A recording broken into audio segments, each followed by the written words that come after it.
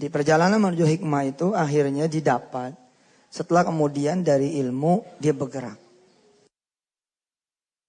Tapi di sini ya saya ngelihat ya bahwa posisi mentor kalau masih di tangan orang tua berarti orang tua, kalau di tangan guru berarti guru, di tangan sekuat pesantren berarti pesantren, ini sangat penting. Dia tidak akan anak-anak mencapai hikmahnya kalau si pengajar gitu ya, tidak kemudian dia mencapai kualitas itu. Sebelum kemudian Nabi Allah Ibrahim alaihissalatu wassalam mengajarkan Ismail, Ishak dan turunan-turunan nanti terus Yakub ke bawah, dia dulu yang kemudian diuji oleh Allah Subhanahu wa taala. Wa idibtala Ibrahim rabbuhu bi kalimatin fa atammahun. Ya, diuji dulu tuh Nabi Ibrahim. Jadi kalau saya ngelihat gitu ya, kenapa ke pesantren tuh, pesantren manapun gitu ya, termasuk di Darut Tauhid ini. Pada akhirnya gitu yang kita petik tuh hikmah sebenarnya menurut saya gitu. Pada akhirnya tuh hikmah gitu. Ilmu ini malah proses kedua gitu. Pertama ada tazkiyah dulu. Kenapa pesantren masih yang terbaik, pendidikan yang terbaik itu pesantren. Karena anak-anak, ya kalau kita mengingat misalkan masa-masa kita dulu belajar ya Ustaz Ta'am, bahwa anak-anak itu pertama itu memang dicuci dulu, tazkiyah dulu. Nggak belagu, nggak pecicilan, nggak macam-macam, lempeng, lurus. Malah ada pesantren-pesantren yang kelas sekian baru kemudian diisi gitu. Hari-hari pertama, tahun pertama malah itu dia ngepel, nyapu, ngerawat kambing atau sapinya kiai, guru, terus itu tazkiyah. Bagaimana Rasul ketika kemudian sebelum berjalan Isra dan Mi'raj, beliau kemudian dicuci dulu. Perjalanannya kemudian menjadi hikmah. Dan sesuai dengan yang tadi Ustaz Am katakan ada tadrij. Ada kemudian proses sampai menuju kepada yang dikehendaki. Wa qala alladziina kafaru laula nuzzila 'alaihil qur'anu jumlatan wahidatan. Kadzalika linutsabbita bihi fu'adaka wa ratalnahu tartila. Anak pengen belajar tauhid dari ayahnya gagal belajar tauhid, dia nggak akan memperkenalkan anaknya tauhid. Anaknya datang ke ayahnya, "Pak, gimana nih besok buat bayar kuliah?" Karena si anak ini belajar dari seorang ayah yang tidak mengenal Allah, maka hasilnya pun anak tidak akan belajar hikmah yang benar karena ilmunya salah. Yalah nanti kalau kepepet kita jual motor. Konklusinya salah. Dan kadang-kadang perjalanan ilmu itu baru bisa kemudian dinikmati Mbak dan pemirsa ketika sudah berbuah menjadi hikmah. Contoh, anak datang tapi ayahnya udah beres gitu. Ayah udah beres, anak datang. Ya, ini jadi nggak mau ikut study tour. Ayahnya kemudian karena dia sudah mengenal Allah Subhanahu wa taala, ayahnya bilang, "Kamu sudah ngomong belum sama Allah?" Gitu. Lihat, ikhtiarnya, mikirnya nanti dulu. Zikirnya dulu. Balikin anak ini ke Allah. Kamu udah ngomong belum ke Allah? Belum ya, ngomong ke Allah. Masih ada waktu berapa? Sekarang hari Kamis, harus bayar besok maksimal Jumat. Sabtu mau berangkat. Ya sudah, masih ada maghrib, isya, buat doa. Masih ada sholat malam, masih ada subuh di Jumat pagi. Dah, kamu sholat dulu, doa dulu sama Allah, insya Allah. Sebagai ikhtiar sebenarnya si anak sudah memenuhi proses ikhtiar itu. Si anak datang kepada orang tua. Lalu si ayah meneteskan ilmu tauhid itu kepada anaknya. Nak, ke Allah dulu. Dan ditemenin sama si ayah prosesnya. Pemirsa, ditemenin sama si ayah prosesnya. Ayo kita ke masjid. Kita minta sama Allah supaya kamu nanti bisa berangkat ikut study tour. Berapa duit? 27.000. Ayo kita minta 27.000. Di masjid dikasih tahu yang lain nanti mundur, kita maju. Dan betul, ketika kemudian yang lain mundur, dia maju berdua. Lalu si ayah menyuruh anaknya berdoa. Sok kamu berdoa, silakan. Si anak berdoa. Ya Allah, saya ini pengen ikut study tour. Tapi ini ya Allah, punya ayah pelit banget. 27.000 aja, mesti sholat dulu, mesti doa dulu. Tapi lah mudah-mudahan nanti ayah ngasih. doanya langsung ke Allah. Allah itu hidup, nggak pernah mati. Kalau ayah belum masih mati gimana? Ya Allah, tolong bayarin saya. Doanya langsung aja. Bayarin kek, enggak kek, pokoknya begitu. Ya udah kayak gitulah, amin. Dialog terjadi. Ini ilmu loh, belum jadi hikmah. Kenapa? Belum jadi pengalaman buat si anak. Mati-mati Allah menghadiahkan kesusahan buat negeri ini. Sebenarnya bukan hanya belajar, tapi untuk memetik hikmahnya apa. Kalau tidak berhasil menemukan message, menemukan hikmah, maka kita akan terus-menerus dalam suasana belajar. Ya belajar tentu baik adanya, tapi belajar terus juga ini masalah kalau kemudian tidak sampai ketemu madunya rasanya. Si anak dibawa lagi sholat isya, dia doa lagi, kemudian dia mikir lagi, anak dibenerin sama ayahnya. Nah kamu mikirin Allah, jangan mikirin duit, mikirin Allah. Tapi ini harus bayar, tapi itu kan kata orang, bukan kata Allah. Lihat apa yang Allah bilang, wa huwal aliyyul azim, bukan kata kepala sekolah. Tapi kata Allah, kalau Allah bilang berangkat, berangkat. Betapa banyak, berapa banyak orang yang bisa bayar nggak ikut. Karena sakit perut, karena orang tuanya meninggal, karena bis itu kemudian mogok. Anak mulai dapat ilmu nih tapi masih ilmu nih. Masih ilmu, belum jadi hikmah. Terus akhirnya sampai pagi anaknya dipanggil sama orang tuanya. Sini, berapa duit bayarannya? 27.000. Sudah, ini ada duit 27.000. Alhamdulillah, jangan alhamdulillah dulu. Kamu bayarin teman kamu yang belum bayar study tour. Oh. Buat saya urusan Allah. Oh. Urusan Allah. Sudah, nanti juga kamu tahu. Ya dah, cium tangan dia. Assalamualaikum. Waalaikumsalam. Dia datang ke wali kelasnya. Assalamualaikum Bu. Waalaikumsalam. Ini saya mau bayar. Kebenaran memang kamu termasuk yang belum bayar. Tapi ini bukan buat saya. Loh, terus buat siapa? Siapa teman-teman saya yang belum bayar? Ya ada tuh, ada satu orang. Kata bapak buat dia. Loh, kamu kan belum bayar. Itu dia Bu. Saya juga gak ngerti. Nggak ngerti, tugas kita belajar dulu. Nanti Allah yang ngasih pengertian. Dicatatlah namanya. Dibuat dia. Lu buat kamu gimana? Buat saya mah, kata bapak urusan Allah katanya. Ya tapi nggak bisa. Walaupun kamu bayarin orang lain, tapi kamu nggak bayar, besok nggak bisa ikut loh. Apa-apa. Kata orang tua, bukan kata ibu, tapi kata Allah. Habis dengar Yusuf Mansur bapaknya ya. Ya begitu deh Bu dah. Ya sudah, nanti besok ditunggu. Dah, anaknya lapor lagi ke Allah, sholat duha. Ya Allah, sudah saya bayarkan sesuai dengan perintah dari orang tua. Ya Rabbku, titipkan nasibku kepadamu ya Allah, supaya saya besok bisa berangkat study tour. Masih tetap ilmu, belum hikmah. Gak ngerti nih, apa maksudnya. Kadang-kadang seorang istri dicerai sama suaminya, seorang suami bercerai dari istrinya, seorang karyawan di PHK. Itu ilmu sebenarnya, tapi belum jadi hikmah. Begitu kemudian jadi hikmah, wa may yu'tal hikmata faqad utiya khairan katsira. Barang siapa yang sudah diberikan hikmah, itu dia yang lebih gede daripada apapun.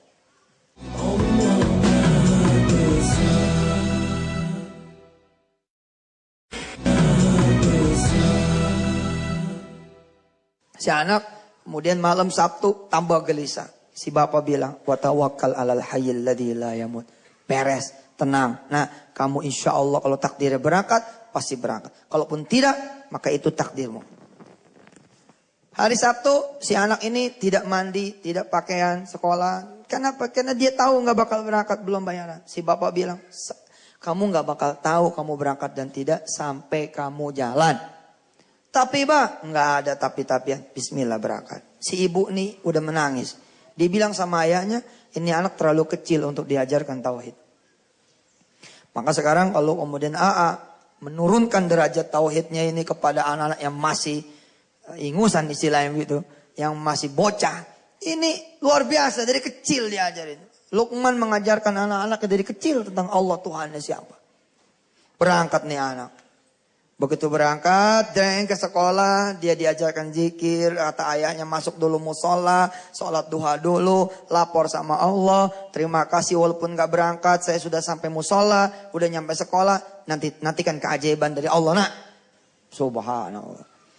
Dan benar, seperti yang diucapkan ayahnya, belum tentu yang punya duit berangkat, dan belum tentu yang tidak punya duit tidak berangkat. Di absenlah satu-satu naik bis. Tak. Anak yang kemarin berdoa pagi, siang, sore, malam di hari terakhir. Dan dia bersedekah. Alhamdulillah. Tidak diperkenankan berangkat. Dia gak ikut berangkat. Sampai sini belum dapat tetap hikmahnya. Mungkin dia masih berontak, masih ngelawan. Begini nih. Kalau doa sholat begini nih nasibnya. Tapi benar, enggak, belum nyampe ujung. Di saat dia sudah belajar nih ilmu pasrah, kan nyampe ini ilmu pasrah kan. Kata bapaknya, kalau sampai enggak berangkat, itu dia takdirmu nak. Kalau berangkat, itu juga takdirmu. Kalau tidak berangkat, ya itu takdirmu. Udah wes pasrah. Menjelang pasrah, satu pintu bus terbuka. Satu pintu bus terbuka. Ada ketua kelas turun. Ketua kelas turun. Dia nyamperin nih anak. Masya Allah, kamu gak ikut naik bus? Ya begitu dah. Gitu gimana? Gak punya duit ya? Buat bayar? Ada sih kemarin itu, tapi ya begitu dah. Oke buat. Jadi sekarang gak bayar nih? Iya gak bayar. Oh. Ya sudah. Jagain sekolah ya. Assalamualaikum. Salam. Mungkin. Oh nggak ngerti, tuh anak nggak paham. Sakit pak. Ada orang yang ilmunya diantar sama Allah sampai pol. Jadi nggak perlu di kasus yang satu. Ada orang yang ilmunya belum sampai pol. Barangkali karena Allah kasihan, tapi dia akan tetap melanjutkan perjalanan ilmu di kasus itu. Anak ini sampai pol, luar biasa. Semua orang dada dari mobil, termasuk anak yang dibayarin. Assalamualaikum. Duit gua itu. Dia lapor sama Allah. Dia salat doa. Kali itu dia nangis. Ya Allah, nasibnya begini amat. Kita keluar. Datang pertolongan Allah. Masuk mobil Alphard. Warna hitam. Ke sekolah. Turun seorang ibu sama anaknya. Begitu Ustaz. Celangak celinguk ketemu anak ini. Woi, Assalamualaikum. Waalaikumsalam. Udah pada jalan ya? Iya udah pada jalan. Kamu gak ikut? Iya gitu dah. Tinggalan ya? Sebenarnya sih bukan ketinggalan. Saya belum bayar. Oh bentar ya. Dia ngomong sama ibunya. Kata ibunya. Yuk kita susul. Dia bilang. Kita susul beliau. Kita susul teman-teman kita. Kita naik mobil. Subhanallah. Naik mobil. Alphard. Hitam ini. Iya naik. Allahu Akbar. Oh, bismillah. Hikmah, mulai dia datang. Itu dia. Susah untuk dijabarkan seperti apa. Tapi kalau kita menjadi anak itu, subhanallah. Buka pintunya, seknek. Wih, buka sendiri. Dia duduk, ya kan. Ibunya di depan ngomong. Yang enak ya dek duduknya. Iya tante. Ceblak. Nangis, anak ini nangis, berlinang air matanya, berlinang. Allah, temannya bilang, kenapa lu gak pernah naik Alphard ya? Agak, bapak gua bener gitu, bapak gua bener. Emang bapak lu ngomong apa? Yang punya duit belum tentu berangkat, yang gak punya duit belum tentu gak berangkat. Yang bayar belum tentu berangkat, yang gak bayar belum tentu kemudian.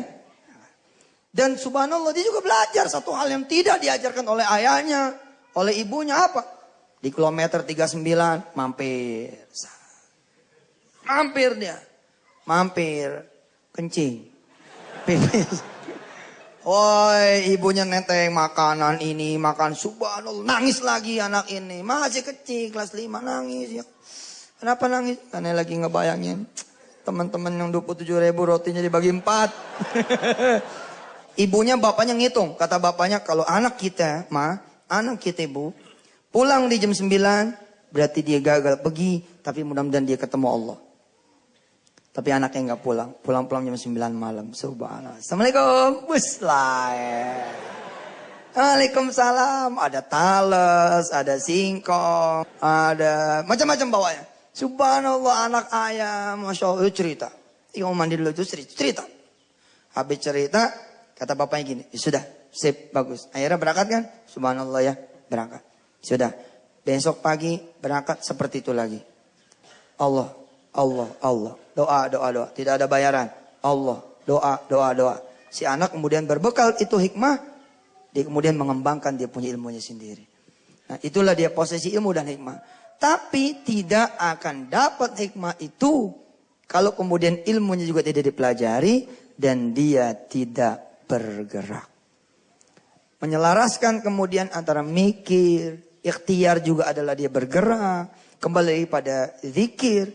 Ini dia keseimbangan yang saya rasa dari kisah ini kemudian bisa diambil kemudian ibrahnya. Bisa diambil kemudian pelajarannya. Gitu. Mudah-mudahan ini ada hikmahnya.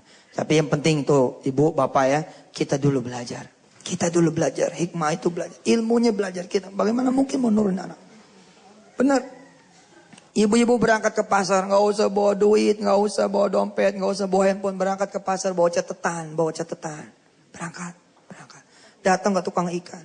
Salawatin tuh tukang ikan. Berdiri di depan dia, Allahumma sholli ala Muhammad. Belajar tentang tauhid. Betul itu belajar. Kalau sudah, dia bisa netesin sama yang lain. Mungkin ini juga hadiah dari Allah. Saya dikaruniai kesusahan. Supaya saya bisa cerita juga kepada orang lain.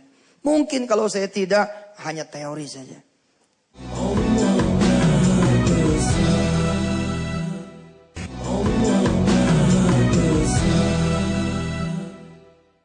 Masya Allah, luar biasa ya. Memang kalau kita diceritain lebih gampang nangkepnya, benar ya?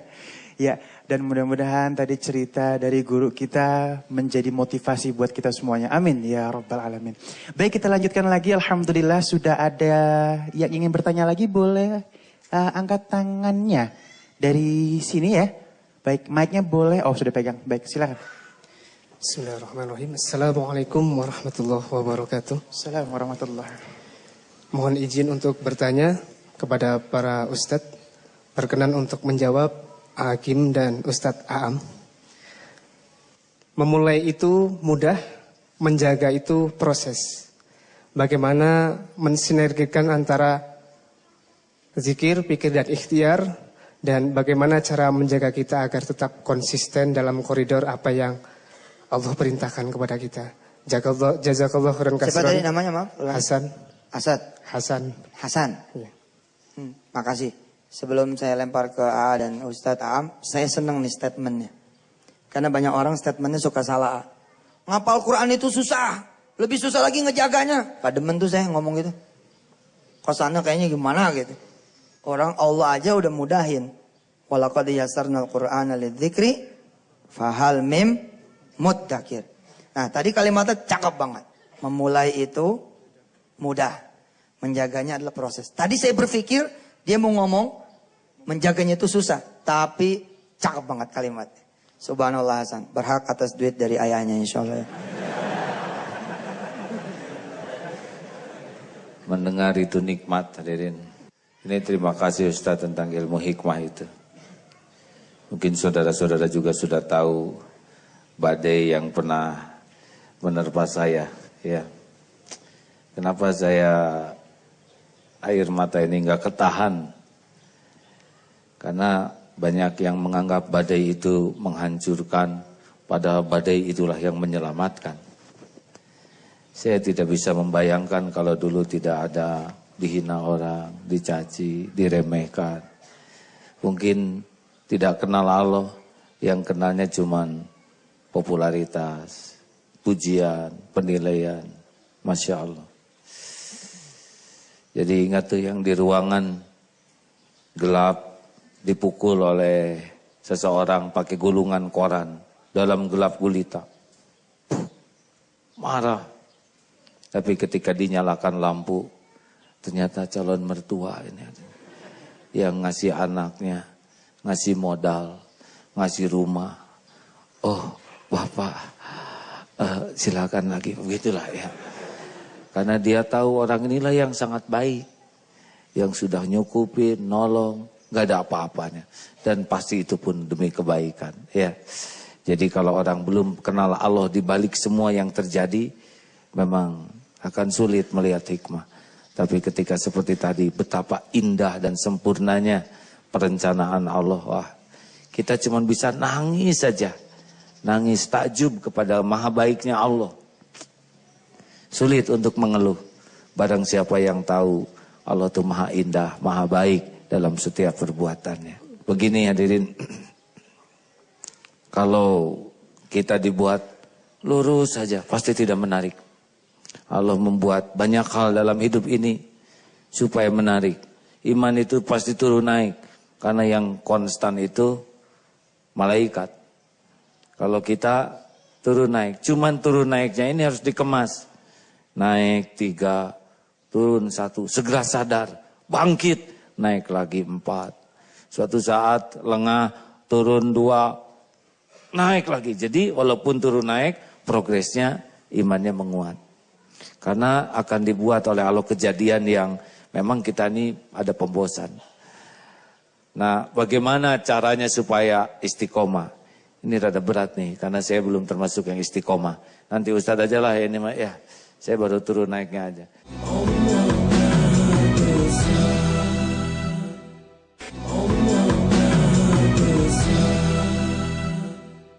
Ya, bismillahirrahmanirrahim. Rekan-rekan sekalian, kalau kita cermati betul apa yang disampaikan oleh Ustadz Yusuf Mansur, oleh Agim. Katanya life is never flat, hidup itu nggak datar. Hidup itu naik turun, naik turun. Makanya ada orang yang memulai itu mudah, tapi yang sulit adalah tadi mempertahankannya, gitu kan? Sebenarnya kalau kita cermati, manusia itu memang makhluk yang sangat dipengaruhi oleh faktor lingkungan. Makanya Nabi Ibrahim pernah berdoa begini, Robbi habli hukman. Tadi hikmahnya oleh Ustadz Yusuf Mansur sudah disampaikan. Robbi habli hukman. Ya Allah beri aku hikmah. Hikmah. Walhiqni bis solihin. Dekatkan aku dalam lingkungan orang-orang soleh. Ini antara hikmah dan lingkungan orang soleh itu dekat. Antara keistiqomahan dan lingkungan itu sangat berdekatan.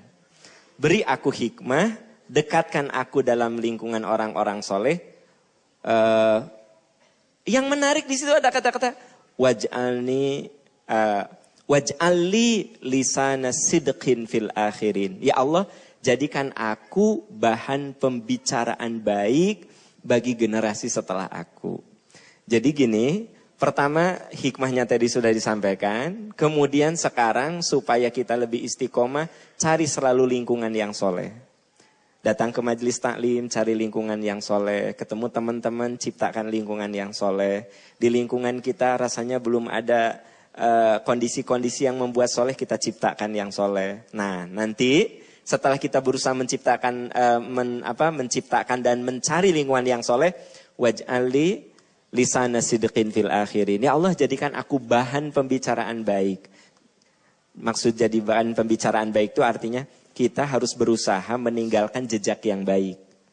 Masya Allah. Dalam hidup itu kita harus meninggalkan jejak yang baik. Ingat 2 hal yang tidak bisa kita cabut dalam kehidupan. Pertama, lisan yang sudah terucap itu tidak bisa ditarik. Lisan yang sudah terucap itu tidak bisa ditarik.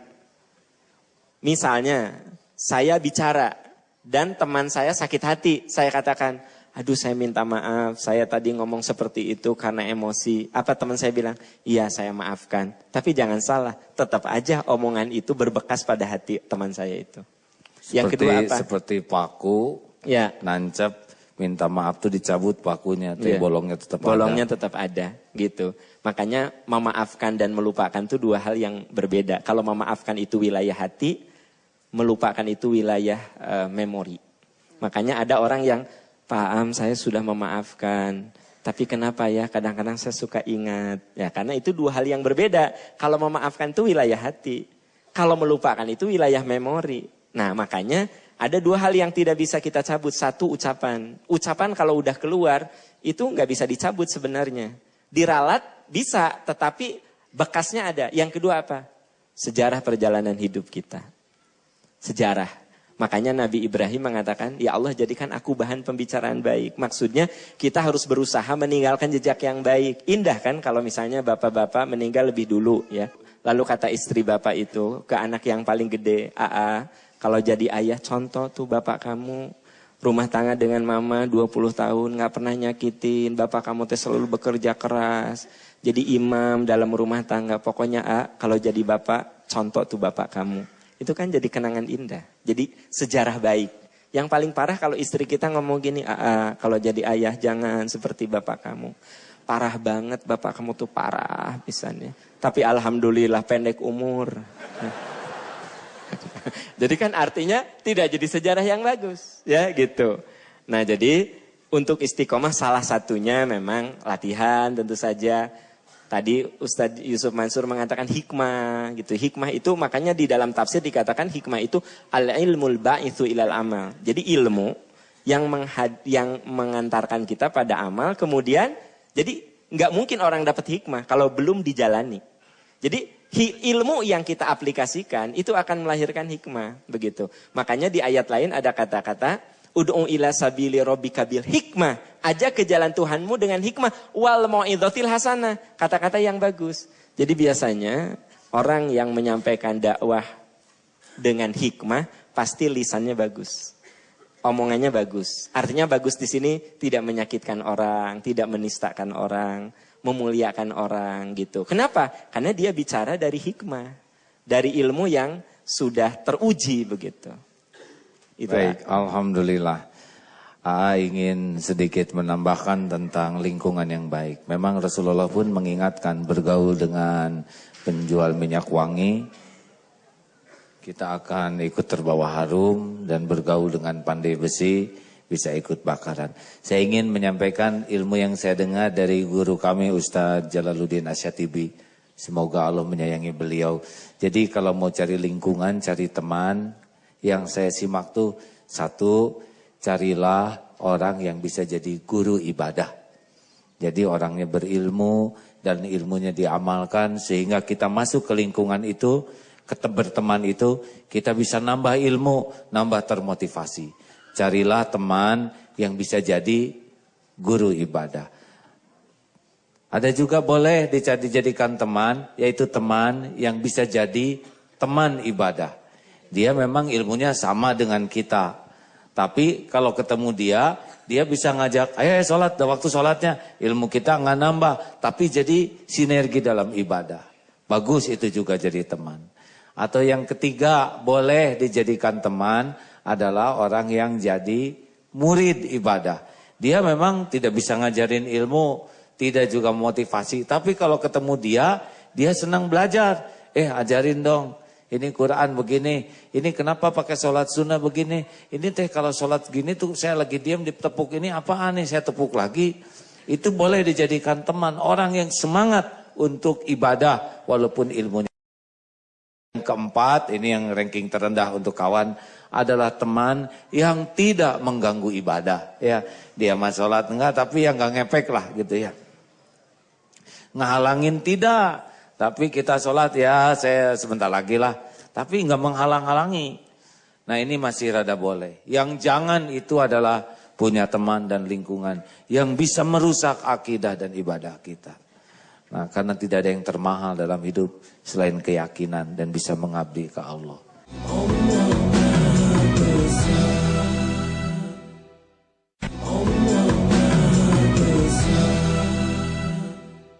Kita tutup dengan doa.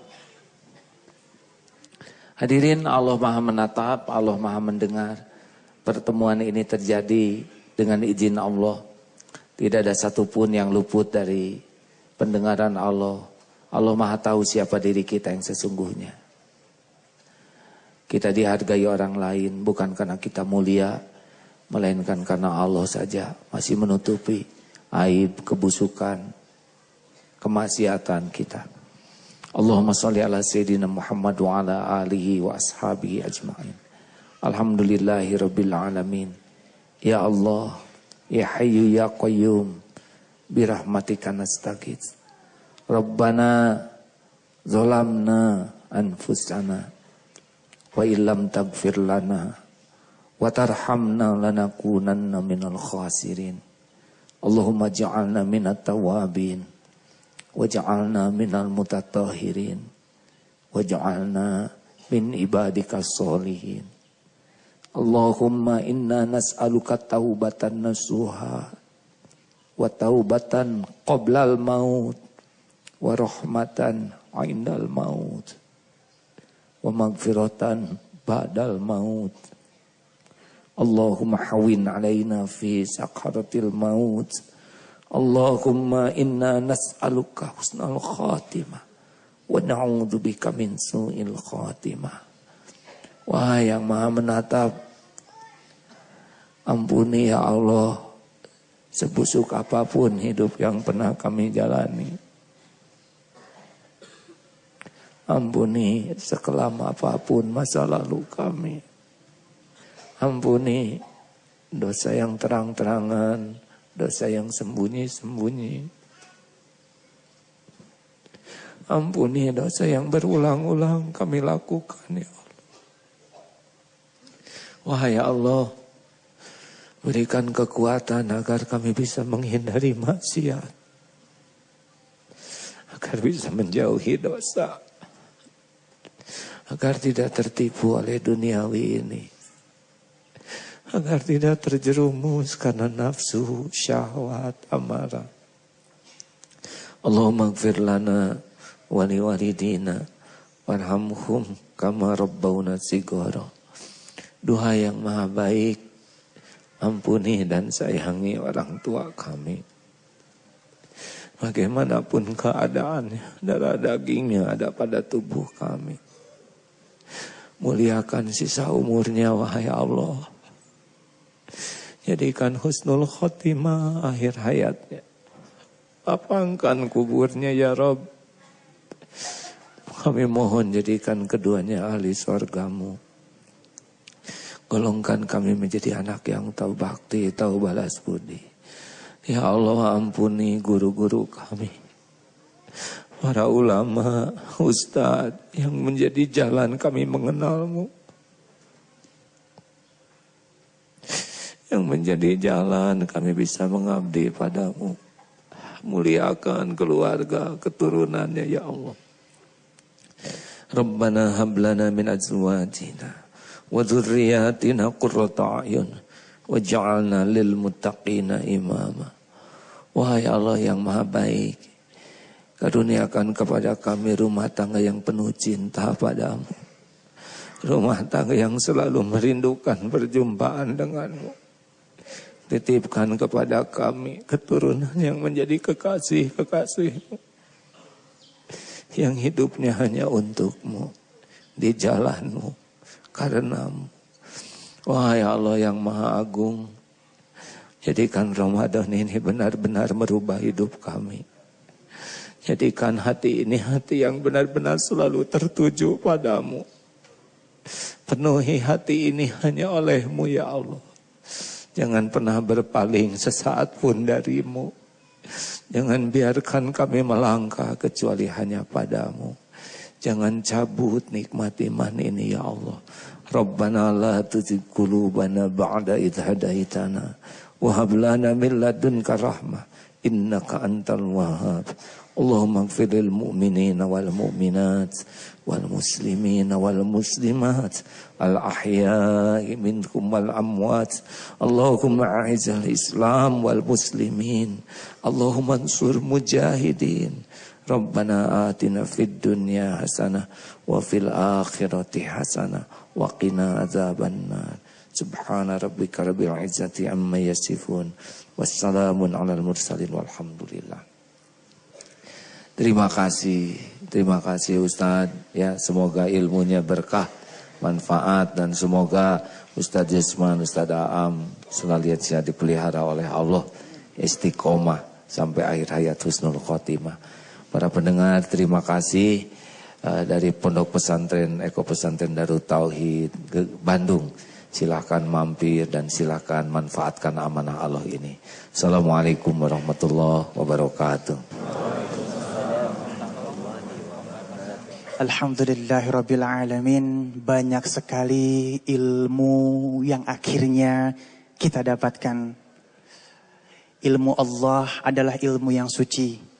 Harus diterima dengan hati yang suci dan baru bisa kita nikmati setelah kita amalkan. Insyaallah hari ini banyak ilmu yang berkah yang kita dapatkan. Saya Ali Zain undur diri. Assalamualaikum warahmatullahi wabarakatuh.